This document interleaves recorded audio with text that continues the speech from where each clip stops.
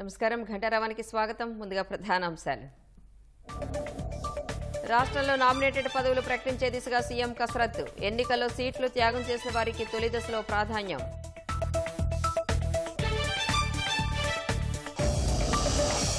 కొత్త పింఛన్ల మంజూరుపై ప్రభుత్వం కీలక నిర్ణయం. 50 ఏళ్లు పైబడిన ఎస్సీ, ఎస్టీ, బీసీ, మైనార్టీలకు ఇచ్చేలా కార్యాచరణ.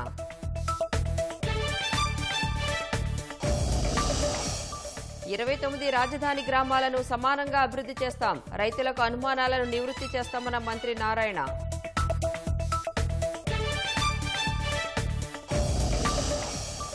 అనుమతి లేకుండా అడ్డగోలు నిర్మాణాలు. గుంటూరులో అంబటి సోదరుడి అక్రమాల లీలలు.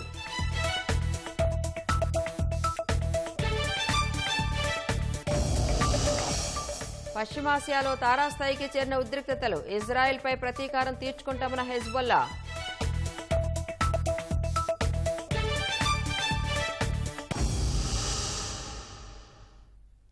రాష్ట్రంలో ప్రజాపాలన చేపట్టి 100 రోజులు పూర్తయిన సందర్భంగా కొన్ని నామినేటెడ్ పదవులు ప్రకటించే దిశగా ముఖ్యమంత్రి చంద్రబాబు కసరత్తు చేస్తున్నట్లు తెలుస్తోంది. తొలి దశ కింద కొన్ని నామినేటెడ్ పదవులు ప్రకటించే అవకాశం ఉంది. సార్వత్రిక ఎన్నికల్లో పోటీ చేసే సామర్థ్యం ఉన్న పొత్తులో భాగంగా సీట్లు త్యాగం చేసిన వారికి, గత 5 ఏళ్లు పార్టీని అంటిపెట్టుకుని ఉన్న వారికి నామినేటెడ్ పదవుల్లో ప్రాధాన్యం ఇచ్చే దిశగా కసరత్తు జరుగుతున్నట్లు సమాచారం. తెలుగుదేశంతో పాటు జనసేన, భాజపా నేతలకు నామినేటెడ్ పదవుల్లో ప్రాధాన్యం ఇవ్వనున్నట్లు తెలుస్తోంది. తొలి జాబితాలో పేరు కోసం ఆశావాహుల్లో తీవ్ర ఉత్కంఠ నెలకొంది. కొత్త పింఛన్ల మంజూరు సహా గతంలో అనర్హులకు ఇచ్చిన పింఛన్ల తొలగింపుపై రాష్ట్ర ప్రభుత్వం కీలక నిర్ణయం తీసుకుంది. మార్గదర్శకాల రూపకల్పన కోసం ప్రత్యేకంగా 5 మంత్రులతో మంత్రివర్గ ఉపసంఘం ఏర్పాటుకు ముఖ్యమంత్రి చంద్రబాబు ఆదేశించారు. వైసీపీ హయాంలో భారీగా అనర్హులకు పింఛన్లు మంజూరు చేశారన్న ఫిర్యాదులు వెల్లువెత్తుతున్నాయని, వారి అర్హత పరిశీలనకు కూడా విధి విధానాలు రూపొందించాలని సీఎం స్పష్టం చేశారు. నెల రోజుల్లో మంత్రివర్గ ఉపసంఘం నివేదిక అందించాలన్నారు. ఎన్నికల హామీల్లో భాగంగా 50 ఏళ్లు పైబడిన ఎస్సీ, ఎస్టీ, బీసీ, మైనార్టీలకు పింఛన్లు ఇచ్చేందుకు కార్యాచరణ రూపొందించాలని చంద్రబాబు ఆదేశించారు. త్వరలోనే మంత్రివర్గ ఉపసంఘం సమావేశమవుతుందని మంత్రి కొండపల్లి శ్రీనివాస్ తెలిపారు. అర్హులైన ప్రతి ఒక్కరికి పింఛన్ అందిస్తామని హామీ ఇచ్చారు. పెన్షన్స్ ఎలిజిబిలిటీ అంటే చాలా న్యూసెస్ వస్తున్నాయి పబ్లిక్లో. ఇన్ఎలిజిబుల్ ఉన్న వాళ్ళు చాలామంది ఉన్నారు, వాళ్ళకి పెన్షన్స్ ఇస్తున్నారని. ఎలిజిబిలిటీ ఉన్న వాళ్ళకి చాలామంది పెన్షన్స్ మిస్ అయ్యాయండి. సో దాన్ని ఏ రకంగా మనం స్క్రూటనైజ్ చేయాలి, ఎలా చేస్తే బాగుంటుంది. నిజంగా పూర్ అనే వాళ్ళకి మనం పెన్షన్ ఇవ్వాలి. పూర్ పీపుల్ ఎవరైతే ఉన్నారో వాళ్ళకి సాయం చేసే విధానాన్ని తీసుకొచ్చే ప్రయత్నం తీసుకురావాలని హానరబుల్ చీఫ్ మినిస్టర్ గారు చెప్పడం జరిగింది. అయితే గత ప్రభుత్వంలో మహిళా సంఘానికి కూడా తీసుకున్న లోన్ని ఎలా యూటిలైజ్ చేసుకోవాలి, వాళ్ళకి ఎలాగా ఆర్థిక లాభం వచ్చే విధానాన్ని తీసుకొచ్చే విధానాన్ని పూర్తిగా కోల్పోయారు. స్త్రీనిధిలో జరిగిన ఏదైతే ఫండ్ మిస్మేనేజ్మెంట్ ఉందో దాని గురించి మాకు పూర్తిగా సార్ దృష్టికి తీసుకెళ్ళాము. సుమారు 950 కోట్ల రూపాయలు వేరే బ్యాంకుల నుంచి అప్పు తీసుకొచ్చి అవి గవర్నమెంట్ పీడీ అకౌంట్లోకి ట్రాన్స్ఫర్ చేశారు. పీడీ అకౌంట్లో ట్రాన్స్ఫర్ చేసి అక్కడ ఖర్చు పెట్టేశారు. అదేవిధంగా అభయహస్తం మీరు చూసుకుంటే 2008లో ఎల్ఐసి కట్టారు. బేసిక్గా ఏంటంటే 365 రూపీస్ పర్ పర్సన్ ఏదైతే ఉందో దాని మ్యాచింగ్ గ్రాంట్ గవర్నమెంట్ కట్టింది కూడా మనం ఎల్ఐసి కార్పొరేషన్కి కట్టడం జరిగింది. 2021లో ఆ ఫండ్ ఎల్ఐసి సరిగా ఆర్గనైజ్ చేయట్లేదు, గవర్నమెంట్ మాకు అప్పజెప్పమని ఒక జీవో పాస్ చేసి ఒక అసెంబ్లీలో ఒక తీర్మానం చేసుకొని ఆ ఫండ్ అంతా నియర్లీ 2100 crores గవర్నమెంట్కి హ్యాండ్ ఓవర్ చేయించుకొని ఆ ఫండ్ని పూర్తిగా కూడా ఖర్చు పెట్టేశారు. అది ప్యూర్గా పబ్లిక్ మనీ. మనం పబ్లిక్ తెలియజేయాల్సిన అవసరం ఉంది. ఈ వేదిక ద్వారా తెలియజేస్తున్నాను. అది కూడా ఫండ్ మేనేజ్మెంట్ అంటే ఈ ప్రతి డిపార్ట్మెంట్ కూడా మిస్మేనేజ్మెంట్ చేసి ప్రతి డిపార్ట్మెంట్ కూడా నిర్వీర్యం చేశారు గత ప్రభుత్వం. దానికి చెప్పడానికి ఈ సరుపు డిపార్ట్మెంట్లో చెప్తున్న ఇష్యూస్ ఇవన్నీ కూడా. రాజధాని ప్రాంతంలోని 29 గ్రామాలను సమానంగా అభివృద్ధి చేస్తామని మంత్రి నారాయణ చెప్పారు. ప్రతి 6 నెలలకోసారి 29 గ్రామాలలో ఏదో ఒక సంస్థ నిర్మాణ పనులు ప్రారంభమయ్యేలా చర్యలు తీసుకుంటామని స్పష్టం చేశారు. రాజధాని ప్రాంతంలోని రాయపూడి, నెడమర్రు, గురకల్లు గ్రామాలకు చెందిన 11 మంది రైతులు అమరావతి నిర్మాణానికి 21 ఎకరాలను భూ సమీకరణ కింద మంత్రి నారాయణ చేతుల మీదుగా ప్రభుత్వానికి స్వాధీనం చేశారు. డిసెంబర్ 15 నుంచి డిసెంబర్ 31 తేదీకి ఈ ప్రాంతంలో అమరావతి క్యాపిటల్ సిటీలో 217 ఎకరాలు అన్ని వర్క్ స్టార్ట్ అవుతాయి. ఆ విధంగా ప్రణాళికలు వచ్చినాయి. ఈ నేపథ్యంలో ఒక 3000 చిల్లర ఎకరాలు ఇంకా ఈ 29 గ్రామాల్లో ల్యాండ్ పూలింగ్ అప్పుడు ఆగిపోయింది. ఈ నేపథ్యంలో కొందరు రైతులు అప్రోచ్ అయ్యారు. సార్ మాకు కొన్ని డౌట్లు ఉన్నాయి, ఆ డౌట్లు తీరిస్తే మేము వస్తామని. అందులో ముఖ్యంగా ఏంటంటే ఎక్కువ ల్యాండ్ మీరు లేఅవుట్ వేసి ఇచ్చేశారు కదా, ఇంకుండేది అక్కడక్కడ కొద్ది ప్లాట్లే కదా, మాకు ఎక్కడ ఇస్తారని దాని మీద ముఖ్యమంత్రి గారితో చర్చించి అథారిటీలో చర్చించాం. దాని మీద ఒక డెసిషన్ తీసుకున్నాం. ఈ మిగిలిన రైతులు ఎవరైతే ముందుకు వస్తారో, ఎవరు ముందుకు వస్తే వాళ్ళకి ఉన్న ప్లాట్లలో మిగిలిన ప్లాట్లు ఫస్ట్ చేరుకోమన్నా, ఫస్ట్ కమ్స్ ఫస్ట్. ఆ విధంగా యాక్చువల్గా చట్టాన్ని కూడా మార్చాం. ఎవరు ఎక్కడైనా 1 సెంట్ ఇస్తానన్నా 1/2 సెంట్ ఇస్తానన్నా నేనే వస్తాను, మీకు డౌట్ లేదని ఉంటే నేనే క్లారిఫై చేస్తానని రైతు సోదరులందరికీ తెలియజేస్తాను. 29 గ్రామాలని సమంగా డెవలప్ చేస్తాం.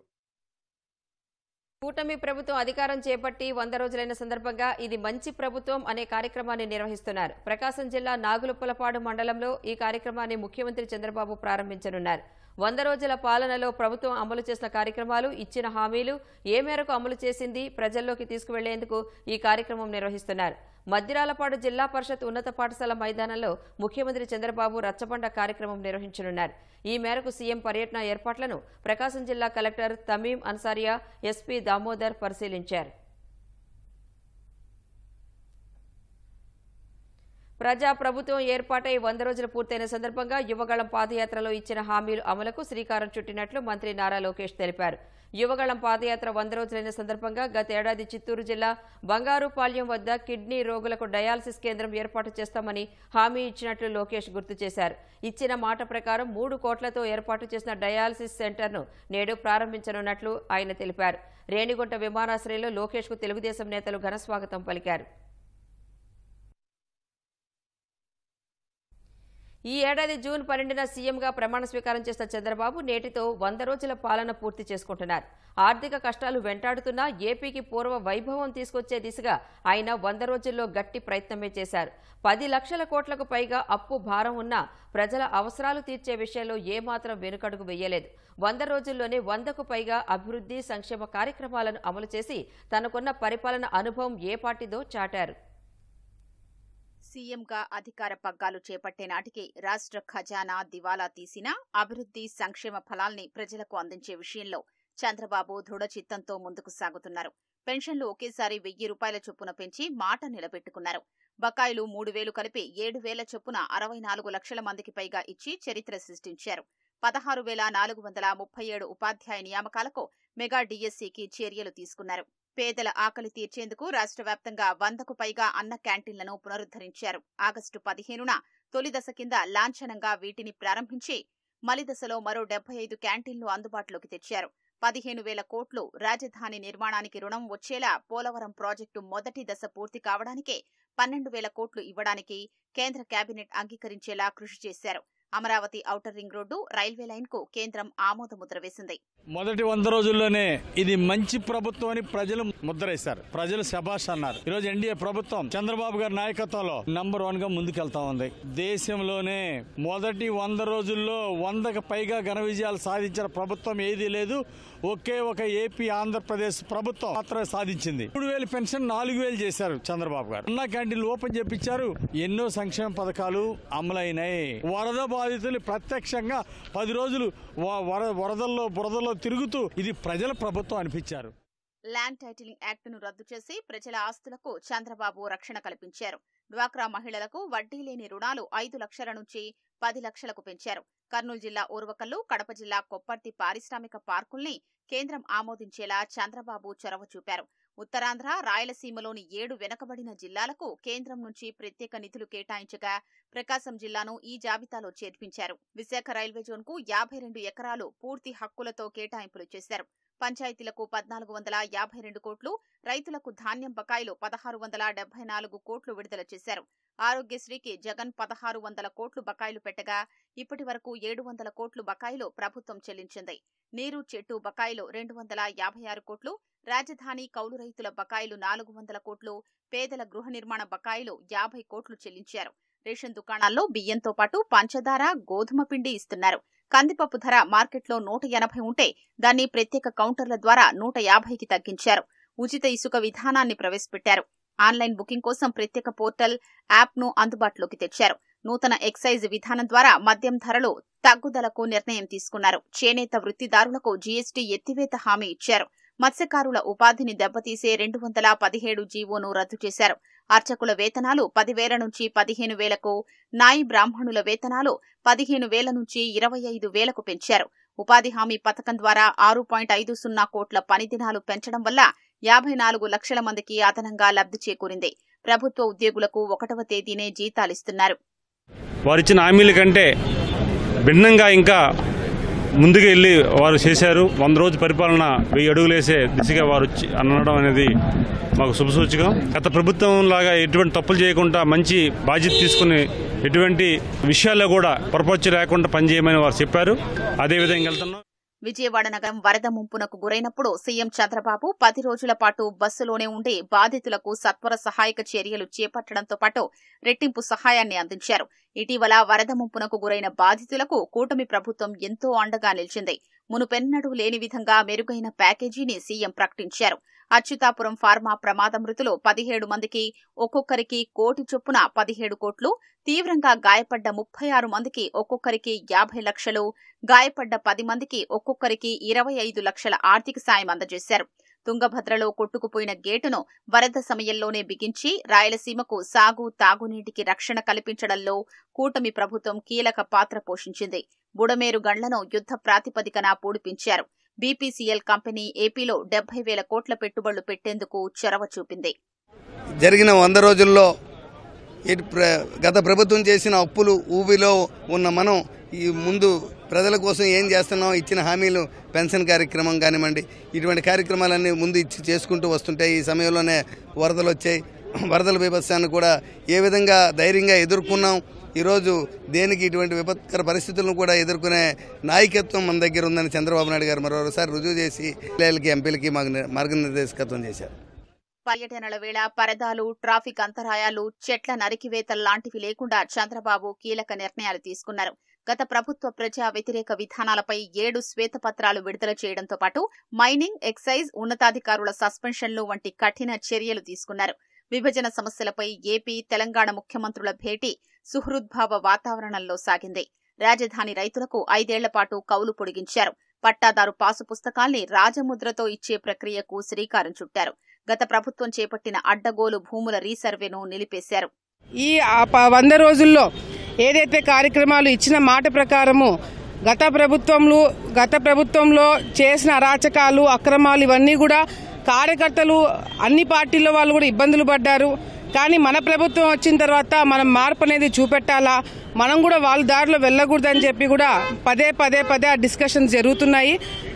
ఈ వచ్చే రోజుల్లో కూడా ఎటువంటి కార్యక్రమాలు చేపట్టాలనేది కూడా డిస్కషన్ చేయడం జరిగింది. రాష్ట్ర వ్యాప్తంగా రహదారుల మరమ్మతులకు 290 కోట్లు, వరదలతో దెబ్బతిన్న రోడ్ల పునరుద్దరణకు 186 కోట్లను రాష్ట్ర విపత్తు నివారణ నిధి నుంచి విడుదల చేశారు. విజయవాడలో హెల్త్ యూనివర్సిటీకి డాక్టర్ ఎన్టీఆర్ హెల్త్ యూనివర్సిటీగా పేరును పునరుద్దరించారు. ఆగస్టు 23న స్వర్ణ గ్రామ పంచాయతీ పేరిట రాష్ట్ర వ్యాప్తంగా 13,326 పంచాయతీల్లో ఒకే రోజు గ్రామ సభలు నిర్వహించారు. ప్రజావేదిక, ప్రజా దర్బార్ ద్వారా ముఖ్యమంత్రి చంద్రబాబు, మంత్రి నారా లోకేష్ 50,000కు పైగా అర్జీలు స్వీకరించారు. విజయవాడను వరద ముంపు వీడినా ప్రజల కష్టాలు ఇప్పట్లో తీరేలా కనిపించడం లేదు. అకస్మాత్తుగా వచ్చిన వరదలతో వస్త్ర వ్యాపారులకు తీవ్ర నష్టం వాటిల్లింది. వరద నీటిలో దుస్తులు పూర్తిగా నానిపోయి పాడైపోగా వ్యాపారులు దిక్కుతోచని పరిస్థితుల్లో కొట్టుమిట్టాడుతున్నారు. విజయవాడలోని ముంపు ప్రభావిత ప్రాంతాల్లోని ఏ వస్త్ర దుకాణం వైపు చూసినా బురదమయమైన దుస్తుల్ని ఆరబెడుతూ లబోదిబోమంటున్న బాధితులే కనిపిస్తున్నారు. సింగ్నగర్, ప్రకాష్ నగర్, పైపుల రోడ్డు ప్రాంతాల్లోని వస్త్ర దుకాణాల్లో వరద బీభత్సానికి సరుకును బయటకు తెచ్చే అవకాశం లేకుండా పోయింది. దుకాణాల్లో 3 నుంచి 4 అడుగుల వరకు నీరు చేరడంతో దుస్తుల్ని కాపాడుకోలేకపోయారు. క్లాత్ సెంటర్లతో పాటు రెడీమేడ్ దుకాణాలకు తీవ్ర నష్టం వాటిల్లింది. సుమారు 50 నుంచి 60% వరకు వస్త్ర సామాగ్రి పాడైందంటూ వ్యాపారులు ఆవేదన వ్యక్తం చేస్తున్నారు. షాపులోకి 2 అడుగుల పైన నీళ్లు వచ్చేసింది. బాగా మొత్తం తడిసిపోయి బురద అయిపోయి ఎందుకు పనికి రాకుండా అయిపోయింది. ఎవరు ఏంటంటే వరదల్లో మునిగిపోయింది కదా అని చెప్పి మాకు సరుకు అప్పిచ్చే వాళ్ళు కూడా ఇవ్వరండి. అన్ని విధాలా నష్టపోయి ఉన్నాం. ఫ్లోరింగ్ కూడా పాడైపోయింది. గవర్నమెంట్ వచ్చి రాసుకొని వెళ్ళారు కానీ ఎంతవరకు ఇస్తారనేది తెలియదు. ఇప్పుడు ప్రస్తుతానికి ఆరేస్తున్నామండి. ఆరేసి మరకలు ఏమైనా పోతాయేమో చూస్తున్నాము. ఇంకా పోకపోతే ఇంకా పారేయటం అవుతుంది. ఇంకేమీ లేదు. 4 అడుగుల వరకు వాటర్ వచ్చేసింది షాప్లోకి. కింద ఉన్న ఐటమ్, బాక్స్ ఐటమ్ కానీ, కింద ఉన్న ఐటమ్ కానీ, ఫర్నిచర్ కానీ ఇది చాలా వరకు డ్యామేజ్ అయిపోయింది. ఒకసారి తడిసిన తర్వాత మళ్ళీ ఇది చేయటం అన్నది అవ్వదు సార్. అది కస్టమర్కి తెలిసిపోద్ది. ఇది అమ్మమండి అలాగా. మామూలుగా వేస్ట్ అయిపోయినట్టే సార్. ఇంకా అది ఇన్ కేస్ మీరు ఇది 50 రూపాయలకి ఇస్తామంటే మీరు తీసుకుంటారా సార్? తీసుకోరు కదా. అలాగా ఏంటంటే ఇక ఎవరికైనా ఫ్రీగా ఇచ్చేసుకోవాలి. కొన్ని అయితే బయటే వదిలేసాము. మొత్తం చాలా వరకు 2.5 lakhs వరకు నష్టపోయాను సార్. పండుగ సీజన్లలో దుకాణాల్లో రద్దీ ఉంటుందనే ఉద్దేశంతో దసరా సీజన్ కోసం భారీగా సరుకును ముందస్తుగా తెప్పించారు. లక్షలాది రూపాయలు అప్పులు చేసి మరీ కొన్నారు. వాటిని అమ్మి అప్పులు తీరుద్దాం అనుకుంటే సరుకంతా బురదపాలైంది. పండుగ దగ్గర పడ్డంతో మళ్లీ వ్యాపారం మొదలు పెట్టాలన్నా రుణమిచ్చేవారు లేరని చిన్న వ్యాపారులు వాపోతున్నారు. బుడమేరు వరద దెబ్బ నుంచి కోలుకోవాలంటే 3 ఏళ్లు పడుతుందని చెబుతున్నారు. ఏం పనిచేయవు సార్. ఈ స్టిక్కర్ వాషబుల్ కనుక మనం ఇస్తే కనుక ఈ స్టిక్కర్లు పోతాయండి. కస్టమర్ వచ్చి మాకు వాషింగ్ చేసిన సెకండ్ హ్యాండ్లో మీరు అమ్ముతున్నారు ఐటమ్ అని చెప్పేసి షాప్కి బ్యాడ్ నేమ్ వస్తుందండి. ఇప్పుడు మేము ఈ రకంగా చేసాం అనుకోండి, ప్రజలు మోసం చేసినట్లు లెక్క. మాకు వద్దండి అట్టగా. ఉన్న ఐటమ్ మేము అడ్జస్ట్మెంట్ చేసుకొని ఇంకా తను అమ్ముకోవడం అండి. మ్యాక్సిమం ఒక 3 lakhs అండి. షాపులో వాళ్ళందరికీ ఏదైనా గవర్నమెంట్ తరఫున ఏదైనా హెల్ప్ చేస్తే వాళ్ళు సంతోషంగా ఉంటారు, అందరూ బాగుంటారండి. తమ జీవితాలు గాడిలో పడాలంటే ప్రభుత్వ సహకారం తప్పదని వ్యాపారులు అంటున్నారు. అధికారం అడ్డుపెట్టుకుని వైసీపీ నేతలు ఇష్టానుసారం చేసిన అక్రమాలు ఒక్కొక్కటిగా వెలుగు చూస్తున్నాయి. గుంటూరు పట్టాభిపురంలో మాజీ మంత్రి అంబటి రాంబాబు సోదరుడు మురళీకృష్ణ నిర్మిస్తున్న గ్రీన్ గ్రేస్ అపార్ట్మెంట్ ఉల్లంఘనలు అన్నీ ఇన్ని కావు. బజరంగ్ జూట్ మిల్ యాజమాన్యాన్ని బెదిరించి మొత్తం ప్రాజెక్టు సొంతం చేసుకోవడమే కాక అనుమతులు లేకుండానే నిర్మాణం చేపట్టారు. ప్రభుత్వం మారడంతో అప్రమత్తమైన మురళీకృష్ణ జూలై నెలలో అనుమతుల కోసం దరఖాస్తు చేసుకున్నారు. ఉల్లంఘనలు పరిశీలించకుండానే పాత అధికారులు అనుమతులు ఇవ్వడంతో ప్రస్తుతం ఉన్న అధికారులు తలలు పట్టుకుంటున్నారు. గుంటూరు నగరం నడిబొడ్డున పట్టాభిపురంలో మాజీ మంత్రి అంబటి రాంబాబు సోదరుడు ఎలాంటి అనుమతులు లేకుండానే ఏకంగా 14 అంతస్తుల అపార్ట్మెంట్ల నిర్మాణం చేపట్టారు. వాస్తవానికి రైల్వే ట్రాక్ పక్కన 5 అంతస్తులకు మించి నిర్మాణాలు చేపట్టడానికి అనుమతులు లేవు. దీంతో ముందుగా G+5 నిర్మాణాలకు రైల్వే శాఖ నుంచి ఎన్ఓసీ తీసుకున్న అంబటి మురళీకృష్ణ ఆ తర్వాత అధికారాన్ని అడ్డుపెట్టుకుని పలుమార్లు రివైజ్డ్ ప్లాన్ పేరిట 14 అంతస్తులో నిర్మాణాలు చేపట్టారు. పూర్తి స్థాయిలో అనుమతులు లేకున్నా 5 ఏళ్ల పాటు అధికారులెవ్వరూ కన్నెత్తి చూడకుండా కట్టడి చేశారు. ఈ అపార్ట్మెంటుకు సర్వీస్ రోడ్డు లేదు. ఎమ్యూనిటీస్ బ్లాక్ లో కల్పించే సౌకర్యాలను ప్లాన్లో చూపించలేదు. పైగా ఫీజు బకాయిలు ఉన్నట్లు గుర్తించి గత జూలైలో నోటీసులు అందజేశారు. కానీ బిల్డర్ ఇవేమీ పట్టించుకోకుండా పనులు కొనసాగించారు. రైల్వే శాఖ సమాచారం ఇచ్చినా గుంటూరు నగరపాలక సంస్థ అధికారులు ఎలాంటి చర్యలు చేపట్టలేదు. బహుళ అంతస్తుల భవన నిర్మాణానికి 2015లో G+5కు మాత్రమే అనుమతులు పొందారు. 2017లో G+14కు అనుమతులు కోరుతూ రివైజ్డ్ ప్లాన్ దరఖాస్తు చేసుకున్నారు. 2023లో ఒక టవర్ డిజైన్ మార్చుకుంటున్నామని మరోసారి రివైజ్డ్కు పెట్టుకున్నారు. ఇన్నిసార్లు అనుమతులు కోరారు. 2023 నవంబర్, డిసెంబర్లో రివైజ్డ్ ప్లాన్కు దరఖాస్తు చేసినా అందుకు అవసరమైన ఆయా అనుమతుల పత్రాలను 2024 జులైలో అప్లోడ్ చేశారని, అప్పుడే అనుమతులు ఇచ్చామని అధికారులు చెబుతున్నారు. అయితే అసలు ఆ భవనం మురళీకృష్ణది కాదని, కేవలం పనుల పర్యవేక్షణ కోసం ఆయన్ను నియమించుకుంటే అసలు యాజమాన్యాన్ని బెదిరించి మొత్తం సొంతం చేసుకున్నారని తెలుగుదేశం నేత ధూళిపాళ్ల నరేంద్ర ఆరోపించారు. తన అనుచరుల ద్వారా రెరాకు ఫిర్యాదు చేయించి వారి ద్వారానే బిల్డింగ్ సొంతం చేసుకున్నారన్నారు. దీనిలో ఏదైతే అంబటి మురళీకృష్ణకి బజరంగ్ జూట్ మిల్లు వాళ్ళకి 3వ టవర్కి సంబంధించి నిలిపివేయాలనే నిర్ణయం, అంటే ఆ 2 టవర్లు కంప్లీట్ అయినాయి, అప్పటికే కొన్ని అమ్మారు. దీన్ని అడ్డం పెట్టుకుని వినియోగదారుల యొక్క ప్రయోజనాలు దెబ్బతింటాయని తన 2 మనుషుల చేత రెరాలో కంప్లైంట్ వేయించి మొత్తం ప్రాజెక్టు అంబటి మురళీకృష్ణ చేతిలో పెట్టడం జరిగింది. 8 మంది డైరెక్టర్లలో 7 బయట ఉంటారు. వీళ్ళని గుంటూరులో అడుగు పెట్టనీయకుండా భయపెట్టి మిమ్మల్ని చంపుతాం బెదిరించి తన పేరు మీద అంతా కూడా అయ్యేటట్టు చూసి నవంబర్ 2023న ఆయన ఫ్రెష్ MOU వాళ్ళతో చేయటం జరిగింది. అంటే ఎంత అధికారాన్ని ఉపయోగించి అడ్డగోలుగా గుంటూరు నడిబొడ్లో ఉన్న కోట్ల విలువైన ప్రాపర్టీని కొట్టేశాడు ఆయన. స్థలం వాళ్ళది. ఆ కట్టిన 2 టవర్స్లో ఇన్వెస్ట్మెంట్ వాళ్లే చేశారు. మొదట్లో కట్టాల్సింది 3వ టవరు, ఎమ్యూనిటీస్ బ్లాక్, వీటన్నిటికీ కలిపి కేవలం 87 ప్లాట్లు ఇచ్చేటట్టు MOU చేసుకున్నాడు. అయితే ఎన్ఓసీ రద్దు చేస్తూ రైల్వే శాఖ రాసిన లేఖ నగరపాలక సంస్థ కార్యాలయంలో మాయమైంది. అన్ని వైపుల నుంచి విమర్శలు వెల్లువెత్తుతుండటంతో ప్రస్తుతానికి పనులు నిలుపుదల చేయాలని ఆదేశాలిచ్చినట్లు నగరపాలక సంస్థ అధికారులు తెలిపారు. హాస్యం పండించడంలో రేలంగి వెంకటరామయ్య దిట్ట అని మంత్రి కందుల దుర్గేష్ బీజేపీ రాష్ట్ర అధ్యక్షురాలు దగ్గుబాటి పురంధేశ్వరి అన్నారు. అలనాటి ప్రముఖ హాస్య నటుడు పద్మశ్రీ పురస్కార గ్రహీత రేలంగి వెంకటరామయ్య కాంస్య విగ్రహాన్ని రాజమహేంద్రవరం గోదావరి గట్టు గౌతమి నందనవనం వద్ద ఆవిష్కరించారు.